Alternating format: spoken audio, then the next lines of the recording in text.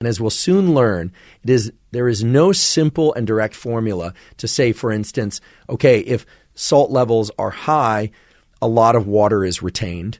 And if salt levels are low, a lot of water is released.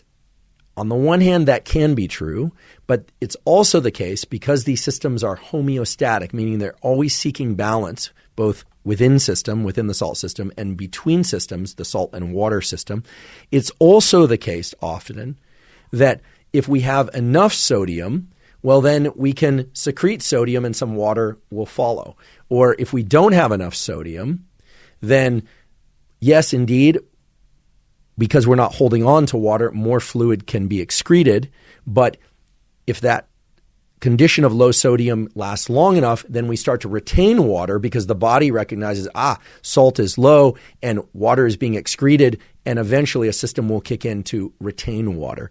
So I'd love to give you a simple black and white yes or no answer for low sodium, high sodium, moderate sodium, and water balance, but it's all contextual. And when I say contextual, I mean it will depend on blood pressure, hypertension, prehypertension if that's there, maybe normal tension, hormone levels, exercise, et cetera, et cetera. A pretty good example of how complicated this can all be is one that some of you may be familiar with. It's pretty well known that during certain phases of the menstrual cycle, when estrogen and progesterone and other hormones are fluctuating, that water can be retained in the body. It's what's called edema or a swelling sometimes. So the common assumption, and indeed it can be true, that when estrogen levels are high, there's water retention in the body.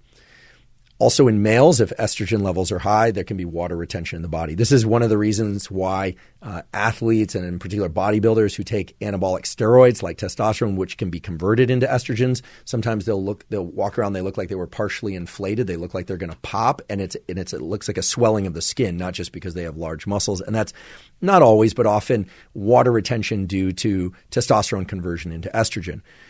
Now, that all sounds consistent, right? Estrogen levels fluctuated in the menstrual cycle. In males where there's an increase in estrogen, there's retention of water. But actually, estrogen acts as a diuretic. So one would think, okay, when estrogen levels go up, there should be a lot of fluid excreted. But I bring up this example to point out that it's a very complicated and dynamic balance between hormones and salt and fluid. You can't draw a one-to-one relationship there.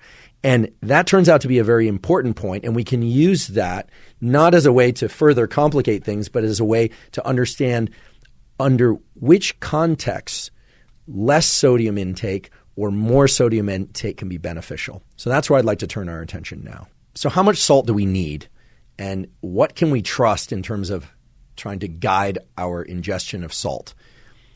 First of all, I want to be very, very clear that there are a number of people out there that have prehypertension or hypertension.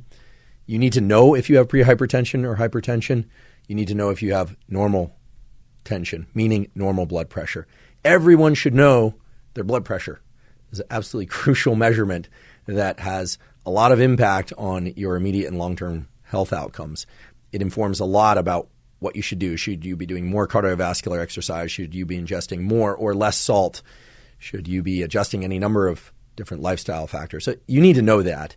And without knowing what your blood pressure is, I can't give a one-size-fits-all recommendation. And indeed, I'm not going to give medical recommendations. I'm simply going to spell out what I know about the research, which hopefully will point you in the direction of figuring out what's right for you in terms of salt and indeed fluid intake. There is a school of thought that everybody is consuming too much salt. And I do want to highlight the fact that there are dozens, if not hundreds, of quality papers that point to the fact that a quote-unquote high salt diet can be bad for various organs and tissues in the body, including the brain. It just so happens that because fluid balance, both inside and outside of cells, is crucial, not just for your heart and for your lungs and for your liver and for all the organs of your body, but also for your brain, that if the salt concentration inside of cells in your brain becomes too high, neurons suffer.